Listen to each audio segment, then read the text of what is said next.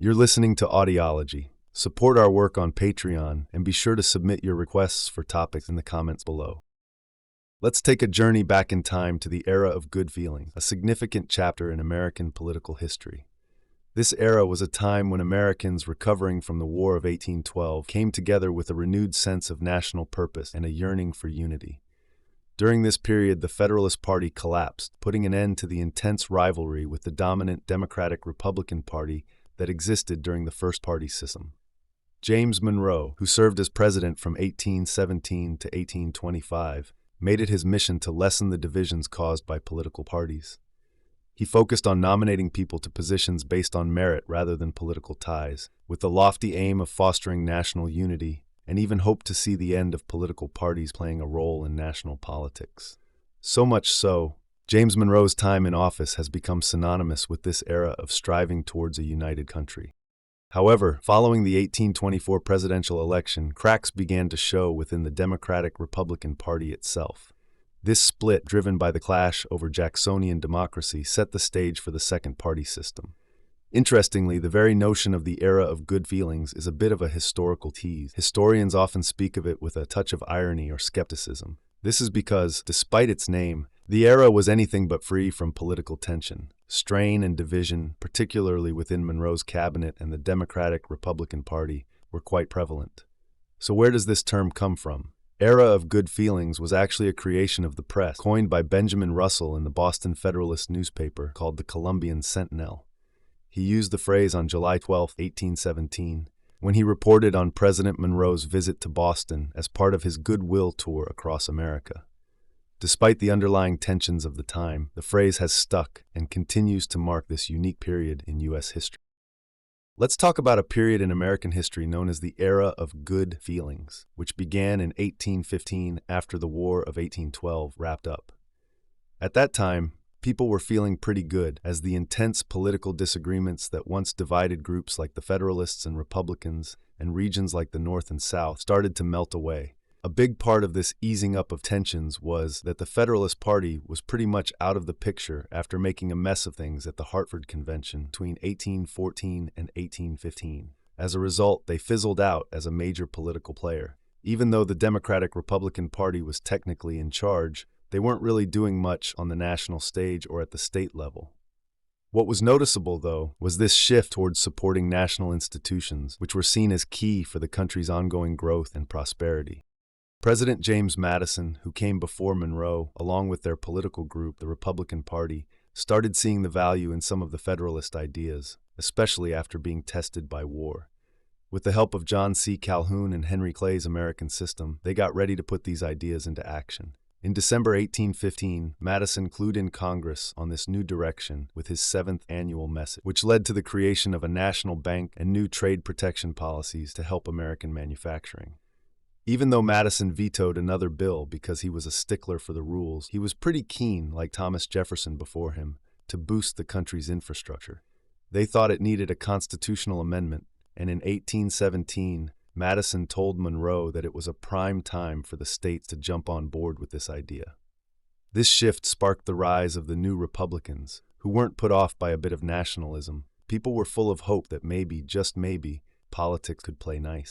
It's no surprise then that when Monroe ran against Rufus King in the 1816 presidential election and won by a mile, a lot of folks saw it coming and didn't even bother to vote. By the time Monroe stepped into office in March 1817, the stage was set for Republicans and Federalists to start getting along and move forward together. When Monroe became president, many people expected him to bring the political parties together, encouraging them to focus on what is best for the nation as a whole, rather than just on party agendas. Both political groups urged him to put a Federalist in his cabinet as a gesture to symbolize the newfound unity in the country.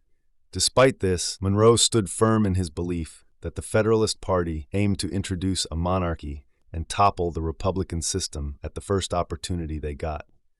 He argued that appointing a Federalist would just delay their inevitable collapse and that he would not let his administration be influenced by Federalist ideas. Monroe wanted to get rid of the Federalists as part of his broader goal to remove all political party affiliations from the national political scene. This included his own Republican Party. He saw all political parties as naturally at odds with a truly free government. He set out to quietly diminish the Federalist Party's influence by cutting them off from political favors, administrative jobs, and federal support. Monroe's goal was to completely remove the Federalists from any political power, both at the federal level and within their strongholds, particularly in New England. He felt that any show of official support for them might fan the flames of a Federalist comeback, something he was not willing to risk.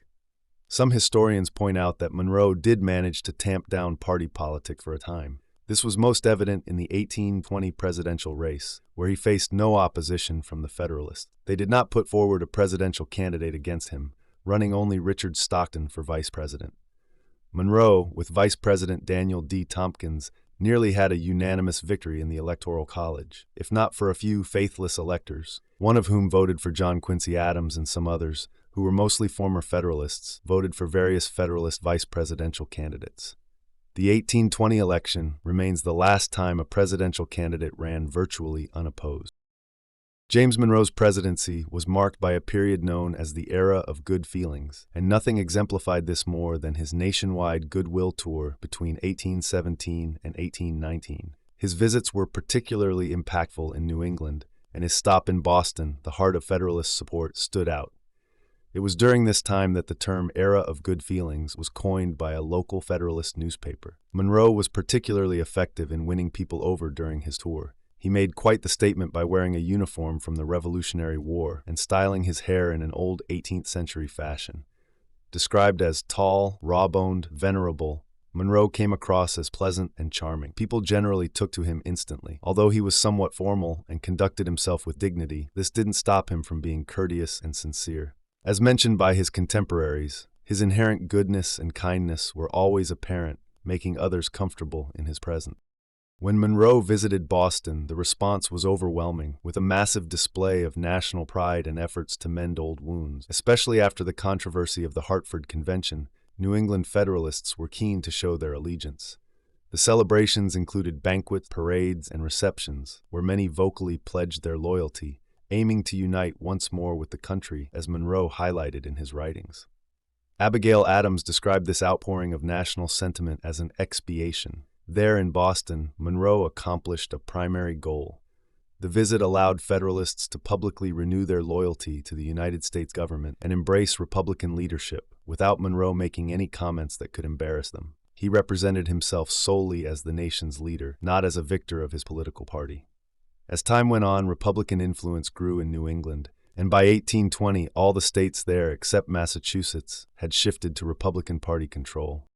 With the defederalization nearly complete, Monroe contemplated appointing former Federalists to positions but held back, wary of potential backlash. While a lot of the opposition to the Federalists was just political maneuvering, Monroe still had concerns about his support, particularly with the tension building up to the 1824 presidential race, which was a contest within his own party. Ultimately, Monroe never fully achieved a final reconciliation with the Federalists. President James Monroe had quite the knack for easing political tensions, helping to create a sense of unity where almost everyone saw themselves as Republicans. Evidence of this harmony was his landslide re-election in 1820, where he secured nearly all electoral votes. Monroe knew that fights within his party could be risky, so he made a strategic move. He brought potential presidential hopefuls and key political big shots into his inner circle. His cabinet was a who's who of future presidential contenders, including John Quincy Adams, John C. Calhoun, and William H. Crawford. Andrew Jackson, another soon-to-be candidate, was given high-ranking military positions. Monroe believed that by having these individuals close, he could better manage any internal disputes and guide them towards compromise within the framework of his administration. However, this mixture of political intellects meant he couldn't count solely on party unity to pass his legislation through Congress. In essence, the moment Monroe decided he would lead the nation rather than a party, he set aside the kind of party unity that might have aided in advancing his policy. This choice led to less strict party discipline. Core principles of the Republican Party at that time, such as the advocacy for states' rights, a stringent interpretation of the Constitution, and preserving the established systems of the South, began to falter. There were warning voices, like John Randolph from Virginia, who argued that deviating from these Jeffersonian ideals could create a division between the North and the South, potentially jeopardizing the unity of the states. Even former President James Madison had cautioned Monroe that political fractions are a natural outcome in a free society. The economic crash in 1819, known as the Panic of 1819, and the Supreme Court's decision in McCulloch versus Maryland reignited debates concerning state versus federal authority and the extent of the constitutional interpretation. Then, the Missouri Crisis in 1820 blew the lid off the increasingly contentious issue of slavery. Due to the adept negotiation by the Speaker of the House, Henry Clay, the severe threat of the nation dividing was prevented. As political consensus diminished, there was a movement to revive those old Jeffersonian ideas, particularly in the South, to form a new political dynamic.